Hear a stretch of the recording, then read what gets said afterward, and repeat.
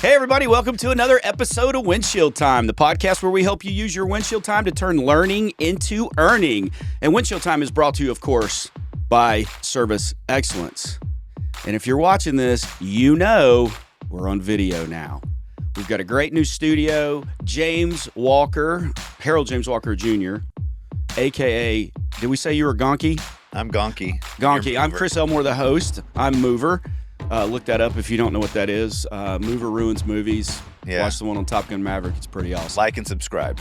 But we're going to be in studio today, so we're going to be talking to you about objections. And today we're going to continue our series, and it's going to be, I want to think about it. So hang in there.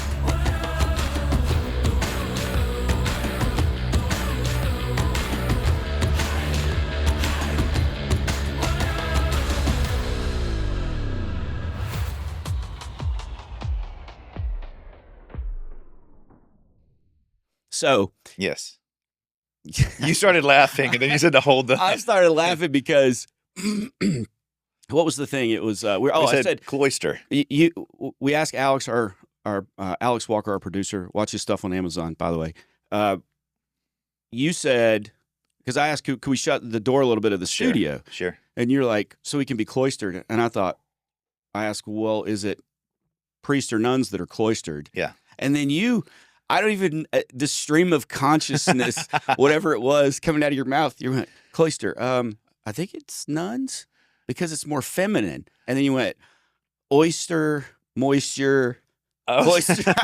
I was trying to diacritically break down, like in Spanish, you have masculine and feminine, right? You do. So English is one of the few languages that doesn't have a masculine and a feminine. And I was thinking the OIS has more of a feminine feel to it in my etymology assessment. Well, and what our fans, both of them, both of them probably don't know this. I like we loosely call them fans. I think most of them are conscripted listeners. Maybe. Go ahead. Okay, more to that. But most people would be fascinated to know that you, James Walker, have a minor in Greek. True. Yes, I did.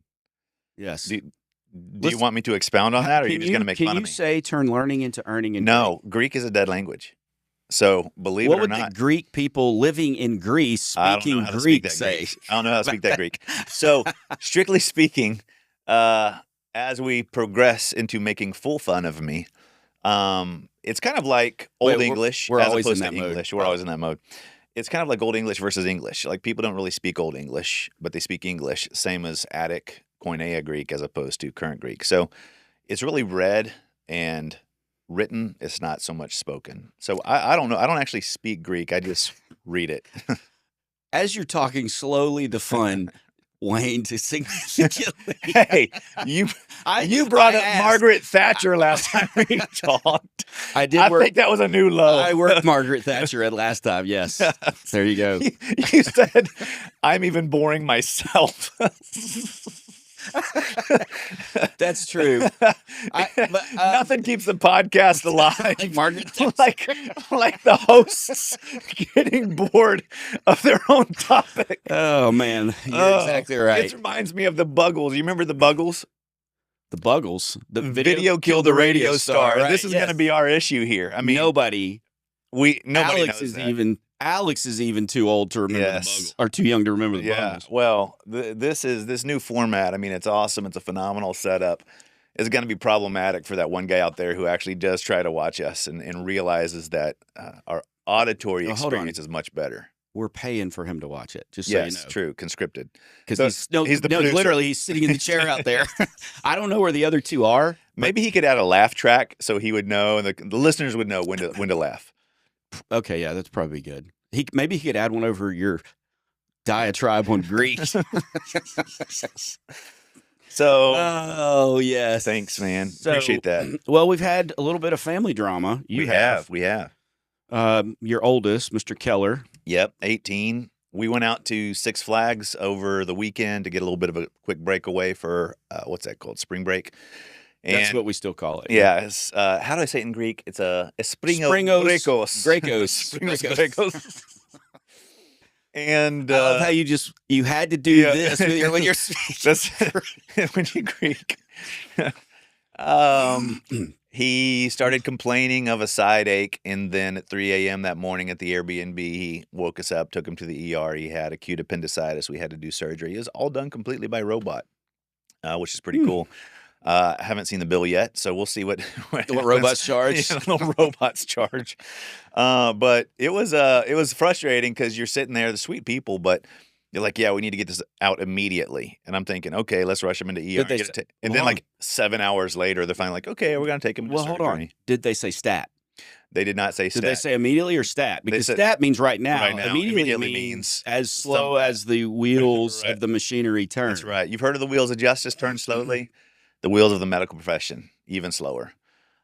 He's good, though. He's up and around. He's spry. It was a bit of a damper on this, When were you going to Six Flags? Sunday? We went on Sunday. Oh. So we were in So there line. was still a question of whether it was the funnel cake or not. Well, my wife was like, I'm sure when we were jarring around on the rides, it probably was when you rode the Giant. And the giant turkey leg? The Giant turkey leg. We kind of thought that might have been what it was. But, after complaining and vomiting. Lodged right about here. At Not so much here. Right here. Right here.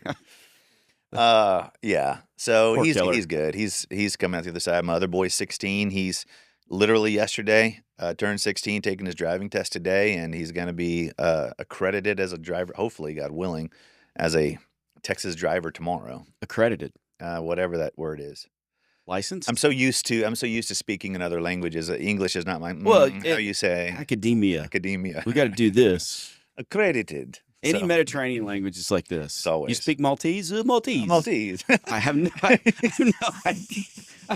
idea where that came from. Whatever. So here's what's happening right now. We have 4 listeners. I'm gonna double our listener count. My estimation of it, anyway. The numbers may say different, but we have 4 listeners out there, and one of them is a high D. Yes. And they have ripped the audio device out of the dashboard of their truck, and it's now laying on the side of the road somewhere. Sure. So let's get moving. I'm ready. So we're going to talk about the think about it objection. Love it. This is another one we put in there. Well, of course, the 5 most common objections are talk to my spouse, think about it, too expensive, can't afford it, multiple bids, or we throw a second opinion in there. And as a friend of ours used to say, he didn't like the acronym STEAM because of STEAM. Mm-hmm. He liked meats. Nice. He liked to rearrange it to meat. Meats. Well, today we're talking about think about it. And this is one that I'm going to use a James Walker word. Sure. And the 4 of you out there that have listened before will know that a James Walker word is a word like this. The think about it objection. Did you hear my voice? The think about it objection is nebulous. Ooh. Nebulous. What does nebulous mean to you, James? Nebulous means amorphous. It means... You just saw my nebulous and raised me amorphous. Holy cow. Nebulous means it is ethereal. It is not tied into some concrete, specific truth. It's more open-ended and uncertain. Right, but we're going to talk about a specific way to handle it. But you're right. Yeah, it is a catch-all. Think about it as a catch-all. There you go. That's the thing. The think about it objection really is something anybody could say as an objection anytime, and it could literally mean anything. And, like most smoke screens, I think about it as a predominant smoke screen objection. Sure. And not that the client or the customer is telling you a lie necessarily, but they're not telling you exactly what it means. And so think about it as a way to stiff arm a salesperson without create some distance. Stiff arming. No face mask. Just the stiff arm, right? Sure. Create some distance. Yeah, we talked about that last time. And so when someone says think about it, it's that thing where you can't follow me right now. I'm walking away from you and you can't follow me. And it's kind of like we talked about with the spouse objection. Right. With the spouse objection, they walk to sacred ground. Sure. They go behind the curtain or beyond the velvet rope where you're not supposed to go. Right. With think about it, It's not necessarily Sacred. necessarily or exclusive or you have no business here. It's more of give me some space. Yeah. For one reason or another. And it can run, it's the gamut. Gamut. Is it it's GAM? UT. Is it 1M or 2? 1. You said that very confidently, like you've written it recently or typed it recently. That's when I wrote in my journal about coming today. That was it can run the gamut of emotions or ridiculousness. But so it can run the gamut range of really bad reasons, like this guy smells like BO. I want him out of my house, and I don't want to tell him that. To I'm really going to do this, but I have 3 other big ticket items I need to do around the house or in my life. Right. And I really need to sit. Where does this fit in the priority? And ponder it and prioritize it. I'm going to need to talk to somebody else, but we're going to do it. We just got to figure out how. So it can run that whole spectrum. Yeah. And, we can look at other objections like talk to my spouse could be the stiff arm that says, I'm not making a decision today. Yeah. I'm going to talk to my spouse really, or I'm just buying some time. So talk to my spouse has a gamut to it, a range to it, but not quite as wide. Right. And then, of course, expensive and afford it are the money objections and that kind of thing. So as always, what's the best way to handle an objection? Leap, listen, empathize, ask questions. Before we get to the best way. The best way is to have objections come up before they actually come out. Yeah. So you minimize or eliminate them. That was pretty good. Have the objections come up before they come out. I mean, that's a bumper sticker right there. You want to eliminate. That's like Garth Brooks. Yeah. And Colin Baton Rouge. I'll spend my money up, right, down. Right. To my last dime. I like how you go. That's awesome. That's good. You did that. Sure. You want to overcome these so that they don't actually come out. But to your point, think about it. I believe is one of the ones that should least be taken at face value. Yeah, I would agree with that too. I think so because. Again, I always want to think literal first and eliminate literal here. Right. And so literal, think about it. Yeah.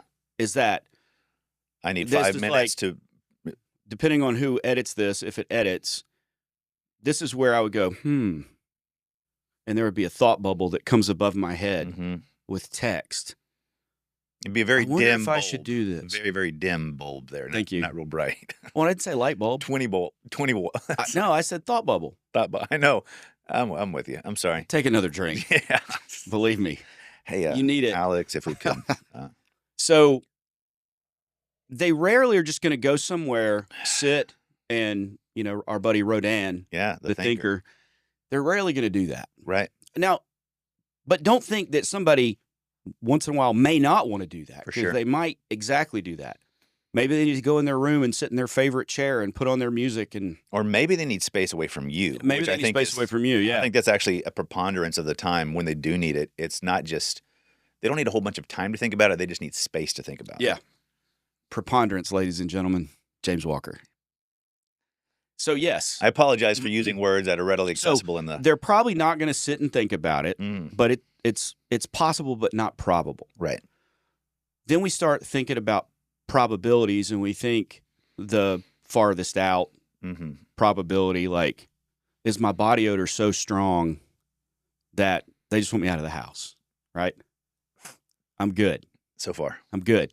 So you eliminate the stuff that's not really probable. Right. Right. And so you finally come down to think about it typically is around any of the 5 questions of sales. Right.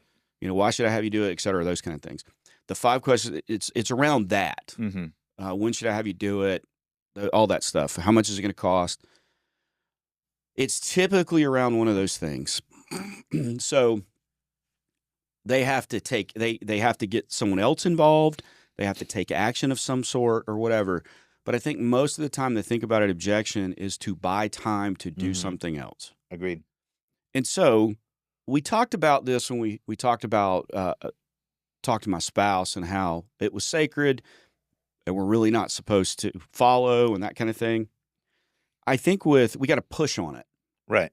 We got to kind of take that step and see what happens. Right. We got to push on it. And so if someone says they want to think about it, there's a bunch of ways to go. By the way, what I have in front of me, and I'll hold it up, This is the ultimate objection handling playbook.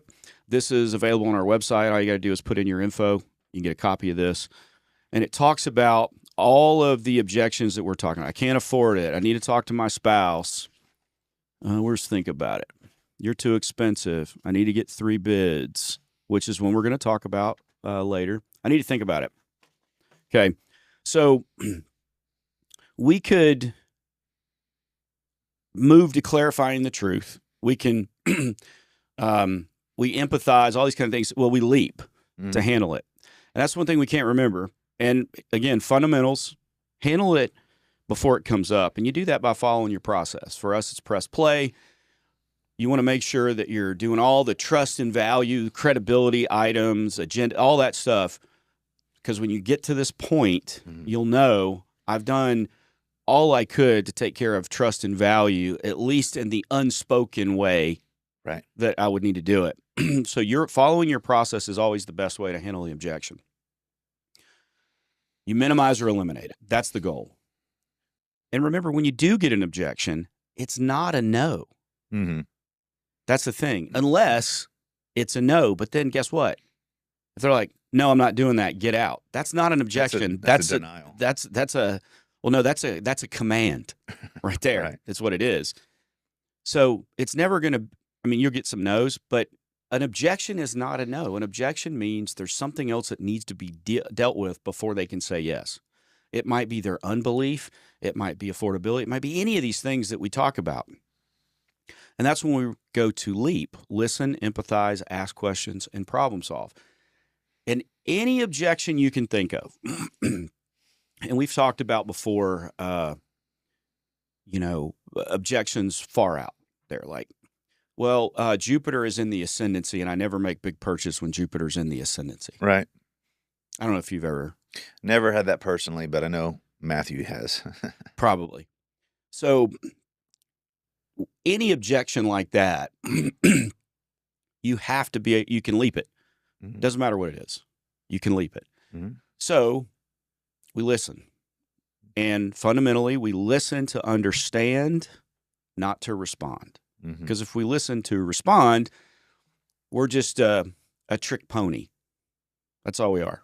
We can just, hey, pony, gallop, or hey, monkey, dance. Heard that before. Dance, monkey, dance. And that's not what you are. You're an authority on this. You're an expert. Authority. Yeah. Yeah. You're a consultant. You're a professional. And it's your job to handle these objections, right? Sure. And it's your job to understand that customer. So we listen to understand. And we're literally asking ourselves, why did they say that?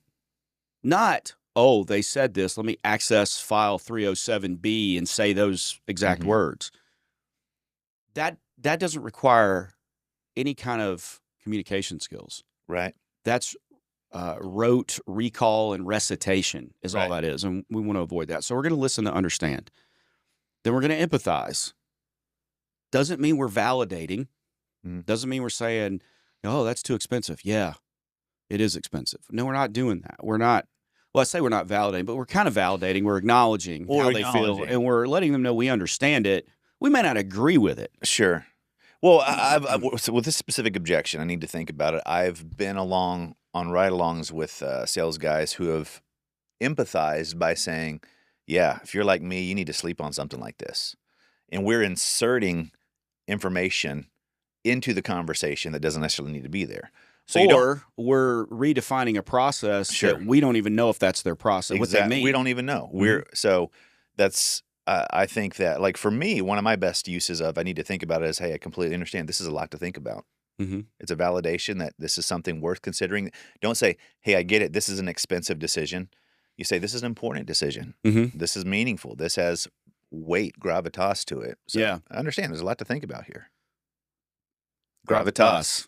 James Walker, ladies and gentlemen. So one of my go-tos for I want to think about it is, hey, James, I understand you didn't expect this and you need to maybe wrap your head around it.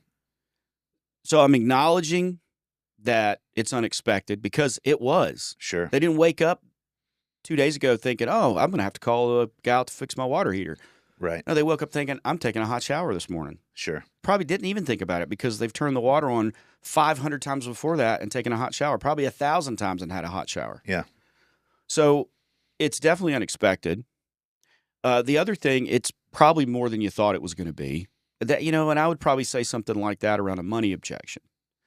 But here's the thing. Let's push back. So we listen and we empathize, which we just gave some examples of that. We listen, we empathize, and then we have to ask a question. And I feel like there's a lot of questions we can ask. Some people go straight to it. Well, James, I understand this was unexpected. It's a lot of information and you want to wrap your head around it. But can I ask you, what is it that you're going to think about? I find that, okay, it has its uses in certain places. Yeah.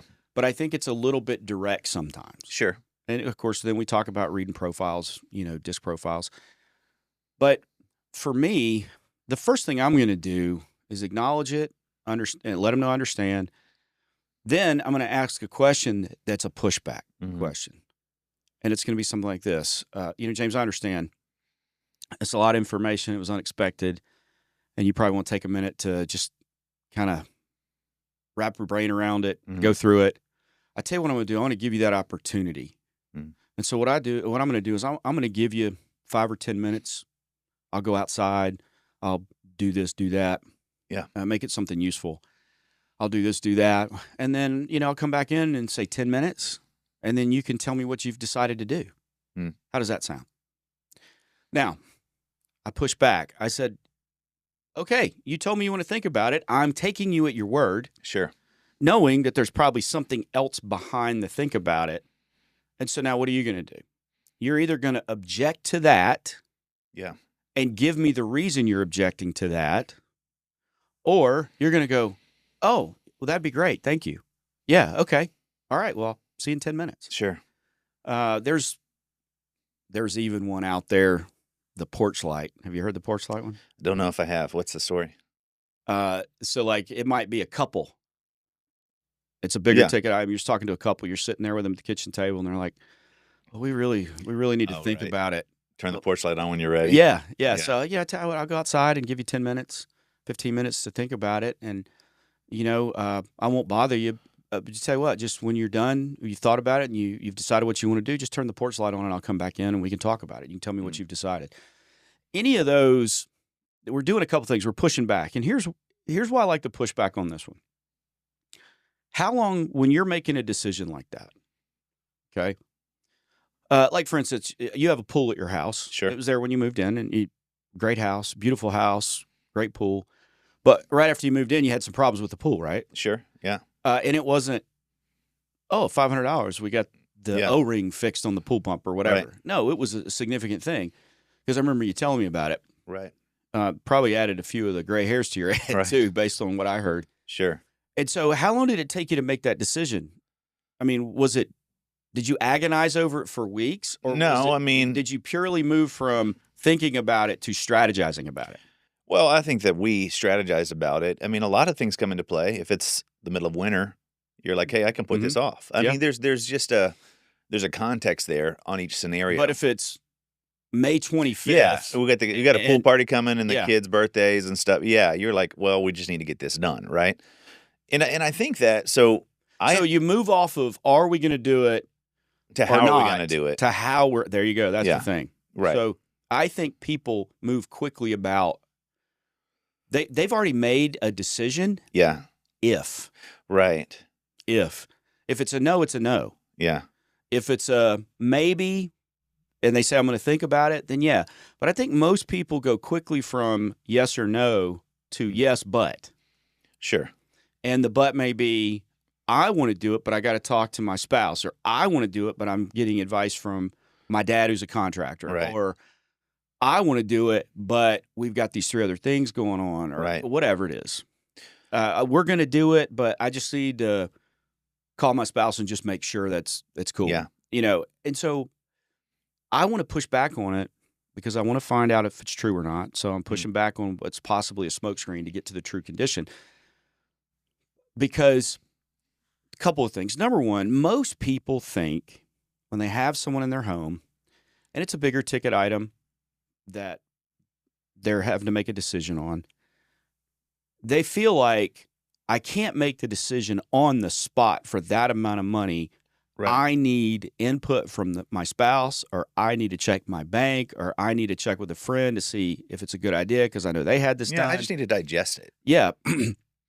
And so most people think if they're going to do that, then it's, okay, well, I got to let the guy go. I can't have the person standing here because time is money, et cetera. Yeah. And they don't really understand that we're willing to give them the time. Mm-hmm.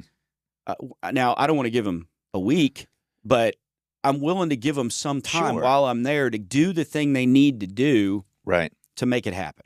So I think that I actually love that question, that pushback of, hey, let me give you 5 minutes. I personally like to add a little bit more on the front side that gives them some context going into that 5 to 10 minutes. Yeah, and we haven't got to that yet, but gotcha. Take it. Well, so my thought process is, somebody says I need to think about it. In my mind, I could say, hey, it's more than you expect. I understand. I will typically default to, hey, I realize it's a lot to think about. I want to make sure you have all the information you need while you're thinking about it to feel comfortable with whatever decision you come up with, right? Yeah. So now we're purveyors of information. And my first question is, first of all, do you even like the solution we're talking about? Mm-hmm. Do you feel like this is a good solution? And they're like, yes, I love it. Do you have any questions about the solution? No, I think it's a great solution. Perfect. About our company, about us. I will ask them 3 or 4 questions. When do you want, if you did want to do this, when would you want to get it done? 5 questions of sales. Right? And like, well, we need it sooner than later. So they just now unpack all this stuff to me. And my last statement that I would make before I step out to the truck is something like, okay, so it sounds like you like this, you like that, you feel good about this. Mm-hmm. Do you feel like you have all the information you need to make a good decision? Right there. Mm-hmm. So if they say, yes, I have all the information I need to make a good decision, I say, great. I need to go out and make sure I can put my hands on this part. Let me call the office. It's going to take me 5 to 7 minutes to see if we've got this water heater we can put in. If you wanted to move forward with it, we'll come back in and talk about it after you and your spouse talk for the next 5 to 10 minutes. And if it makes sense to go forward, we'll roll with it. If not, let me know. So I do like some of that preamble so that they have self-defined the bumpers on the road of their path towards a yes before I just give them 10 minutes. That's good. That's good. And ladies and gentlemen, the preamble is not just for the Constitution of the United States. It's not. James Walker. That's right. James Walker here. No, it's good. And go back to, asking the questions about, do you think it's the right solution, et cetera. A lot of times when you give one question back to that customer and they answer it, they will qualify their answer with the reason they need time. Right. Just like, let's say they don't need 5 to 10 minutes, they need more. Mm-hmm. Because their spouse is an emergency room nurse or doctor and can't be called, or some other reason they can't be reached at work. You say, well, I tell you what, I'll give you 5 to 10 minutes. I'll go do this useful thing, and when I come back, you can tell me what you've decided. Oh, well, no, I'm going to have to talk to my wife, and she's a nurse in the ER, and she can't talk until later tonight. So then I would move on, and I would now we actually have a real objection. We have a condition. A condition, right? We can then take action on. We can problem solve. We can reset. We can call later. Whatever. But the other thing I like to do is I like to make sure that I'm very definitive on what's going to happen, which is, so I'll give you the 5 or 10 minutes, wrap your brain around it. I'll go do this useful thing, and I'll come back, and then you can tell me what you've decided. Yeah. I want them to make sure to know when I'm doing that you're going to get 5 to 10 minutes, and then you're giving me a decision. Yeah. Because I think what that does is it lets them know that if they can't make the decision in the 5 or 10 minutes, then they're going to tell me the reason they can't. Yeah. Also, I would just, most of the time people will do what you tell them if you tell them what they have to do in advance. Sure. So I'm telling you're going to give me a decision. And if you can't meet that criteria, you're going to tell me right then that you can't do that, which means I'm going to get a condition that then is actionable. I can problem solve for a condition. Man, I got this thing in my throat today.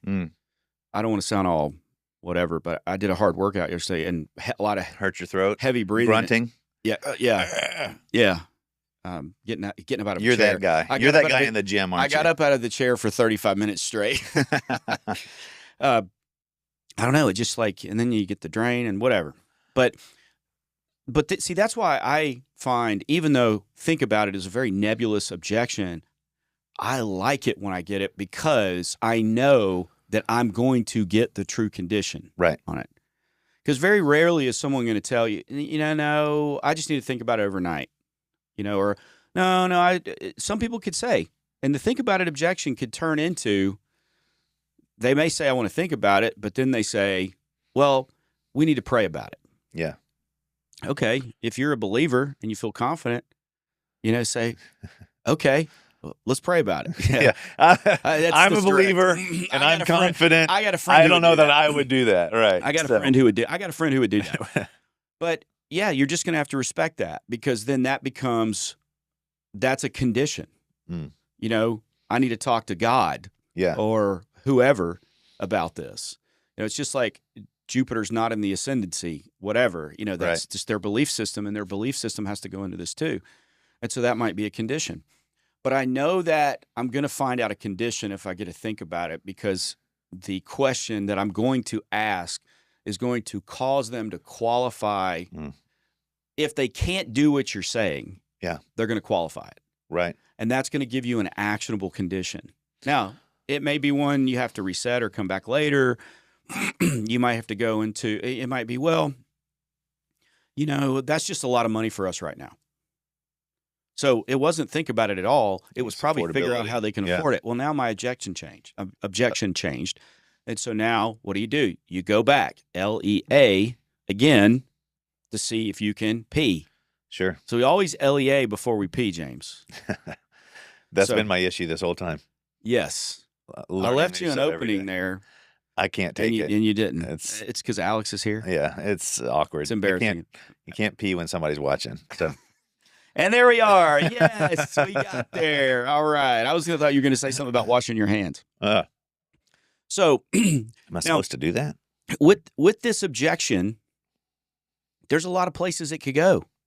And you have to be prepared for that. And that's why it's critical that you get a resource like this one we're talking about, a Ultimate Objection Handling Playbook, but also that you practice this, right? Because even in this documentation, we have asking about what you were talking about. So run down the questions because we can do the 5 to 10 minutes. We can even do the porch light if we want. Sure. But run down those questions again that you would ask before you did the 5 or 10 minutes, because I think that's very valuable. And again, remember that the first question you ask might prompt the qualified, I can't do it. No, that's not it. Here's the real reason. Yeah. So run down those. So how that works is, again, and this is typically the order I go in, because if you focus on objective, tangible things first, that's much more easy to deal with than emotional things, right? So I would say, hey, I realize it's a lot to think about, just so you've got all the information you need while you're making that decision. First off, do you even like setting money? You could say this, setting money aside for a second. Do you even like the actual solution we're talking about? Do you feel like it's what you need? Do you have any questions about the solution, why it is what it is, or how it does what it does? Right. No, James, I completely understand it. I think it's a great solution. Great. If you were going to do something like this, when would be the time frame that you'd want to do it in? Well, probably sooner than later, in the next week or two. Well, great. I think we've got some openings in a couple of days. What about the company? Go ahead. So even to that one, but we've got to check to see about this other thing that we're doing too, to see if we can even do that. Right. Right. Because it may be they've got to check with the contractor who's redoing the kitchen. Sure. Yeah. Right. Or whatever. But when I find is one of the best questions of all the objections that you come across, if you're not asking when are you wanting to get this taken care of, you're missing a huge opportunity. Right. Because that puts it on a timeline and that creates traction, and people will always trade control for convenience. So the third question is something like, hey, about our company. Do you feel like we're the type of company you would want to work with if it made sense? Do you have any questions about our guarantees, about our personnel, about our hiring processes? Then the last question would be is, hey, so you understand the investment, you understand the terms, the financing, et cetera. Do you have any questions about how that works or why it is where it is? Say, no, I've got all the information. And then I would say something like, hey, it sounds like you have all the information you need to be able to make a good decision. I want to make sure that we've actually got that part and that we can schedule it for tomorrow if you wanted to do it. I'm going to go call the shop. It's probably going to take me 10 to 12 minutes, and we'll see if we've got the part and if tomorrow is open, if you want to move forward with it. When I come back in, how about you guys talk and decide if it's something you want to move forward with, and we can discuss what that looks like when I come back. Yeah, and you're telling them, you're telling them what's going to happen. Yeah. You're giving them a glimpse of, okay, this is when it can be done, the convenience part of it. And they're also waiting for insight. So Mm-hmm. you said this. I just want to unpack it a little bit, make it useful. When I step out, I want to have something that they're eagerly anticipating me coming back information with. I want to Yes. be able to come back and say, hey, great news. We've actually got one of these left. I've already put your name on it if you want to move forward with it. And I set aside a time for tomorrow morning at 8 if you did want to move forward with this. Mm-hmm. And if they're on the edge after 7 minutes or 12 minutes of talking, that might be enough to say, well, let's just do it. Right? Yeah. So they're waiting, not for me to come back and ask them, do you want to move forward with it? They're waiting for information that I come back that shows them convenience or consideration. I like it. I like it. And again, it goes back to if you tell people what they need to do in advance, they're probably going to do it. Or they're going to object to it at that point in time, which is going to allow you to It problem opens solve. up. Yep. And let's different direction. Let's back all the way up to the settle anxieties portion of press play. So we're prepared, we're building relationships, we're evaluating with questions. And then it comes time for the cap statement. Mm-hmm. We talked earlier about handling any objection, right? Well, we got to also realize objections come up that aren't about money. Objections come up about access. They come up about time. Yeah. And one of the things we always talk about is our color-coded diagnostic checklist. I prefer it on paper, one page. Some people want to put it in their software. Okay, whatever. But the best way is on paper, by the way. So we get technicians who say they get objections to doing the checklist. Right. Well, when you present it as part of the solution, you tell people, this is what I'm going to do before you do it. Then you're telling them what you want them to do, and they're probably going to do it because it's part of the solution. For sure. And so, again, I just want to throw that in there that's a leap thing. So you listen to them, you empathize, and then you ask a question. So this comes back. We were just doing this session with a lot of my shops this week. All frustration comes from unmet expectation. That's a riff off of Shakespeare, right? In the thought process of what's the actual line? Oh man, what I don't play? even know. It's from Hamlet. But that is I know Hamlet pretty good. I know Mel Gibson pretty good. Just kidding. To That's be or from not to be, that is the question. Clueless. All frustration comes from unmet expectation. Therefore, if you're having people frustrated, it's not so much of the circumstances that frustrate them. It's their expectation that the circumstances should be different. Mm-hmm. So if you're finding people are frustrated, what you need to do is a better job of setting expectation Right. than it is about defining what the actual circumstances are. If I have the Dallas Cowboys and they have a 10-win season, if I expected them to win the Super Bowl, I'm angry. You are in a fourth dimension. That's right. Exactly right. Okay. You're in bizarro land. So if I expected them to win the Super Bowl, I'm mad. If I expected them to win 3 games, I'm elated. If I told you have $1,000 in your bank account right now, I don't know if you're happy or sad. If you had $7 before you check and it's 1,000, you're over the moon. That's perspective. If you had $12,000 in it and you're now down to 1,000, it's never the circumstances themselves. It's always the fact that you believe the circumstances should be different that's going to define whether you're frustrated or not. Mm-hmm. And therefore, we need to go back and do a better job of setting expectations, which I actually, under the PRES, I call it's settle anxieties. I also double that as setting expectations. Oh, yeah, you're setting or resetting expectations. Yeah. I don't want to get down on that tangent, but I just wanted to throw that in as we're talking about telling a customer what's going to happen and then they'll probably do it. That's a good place for that. And by the way, if you handle that objection, handling these objections will be easier in the end. 100%. And so to put a period on the think about it, remember that the think about it objection is a way for a customer to distance themselves in a way like they're walking away from they've said something in a conversation, mic drop, they're walking away. Well, you're going to follow them. Now, you're not going to follow them and grab them by the arm and try to turn them around, but you are going to follow them. And you're going to follow them to see, is this really a thing?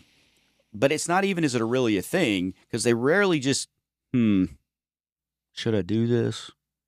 And they do that overnight or whatever. No, they probably already moved on to, we need to get this done. We believe we need to do it. Back to one of the questions you were talking about. We know we need to do it. We just got to figure out how to get it done. But they didn't tell you that. They said we need to think about it because maybe they need to check and move bank money around, or they got to see if it fits in their schedule, those kind of things. And so we have to follow them. We have to push back on it. We have to test it. And we do that by giving them time to do it while we're there and telling them that they're going to have to give a decision to us after that time, whatever that time factor is. And most people will then tell you if they'll go, Oh, yeah, because they didn't expect us to be willing to do that. Yeah. They probably need 15 minutes. They don't expect us to give them 15 minutes because they think we're just going to be sitting there. And that's why it's important to do something useful, because then they don't feel like you're just waiting around. You're lurking outside hoping that they say he's yes. going to go sit in his truck and smoke a cigarette and charge me money for it. Right. Because even though we tell them, even though they know it's flat rate pricing, they still associate time with money. So again, best way to think about an objection is before it comes up, which is follow, press, play. Hit all those principles, and you are going to minimize objections. You may not eliminate them, but you're going to minimize them. If you get to an objection, we leap, we listen, empathize, ask questions, problem solve. We have to go through LEA to see if we have a condition. A smokescreen is not actionable. You cannot problem solve for that, but a condition you can problem solve for. So once we can problem solve, then we can move on to post-objection, which is working out the problem solve. And here's the thing. You may not be able to solve the problem right away. So that's why, an objection is not a no, because a no is a no. But an objection is not that. An objection is saying, I still have something else that needs to happen before I can give you an answer. Yeah. So handling the think about it objection doesn't mean get a yes. It just means you handle it and you get to the problem solve, and then you, as the authoritative, consultative, expert, professional, that was pretty good. That's not bad. I can't remember what I just said, but authoritative, consultative, expert, professional, authoritative, consultative, expert. I'm not even going to try to spit rhymes right now because that's not even a rhyme, and I don't even know what spitting rhymes means. I mean, come on. But you're that person that should be helping them figure out how to get it done if you can. If you don't handle an objection, you're like, okay, figure it out on your own, and I'll be here when you figured it out. That's not what we do. That's not what a professional does. So we need to make sure we're leaping and we're following all the stuff we need to follow. Now, I was looking up on my iPad because I had to get the dates right.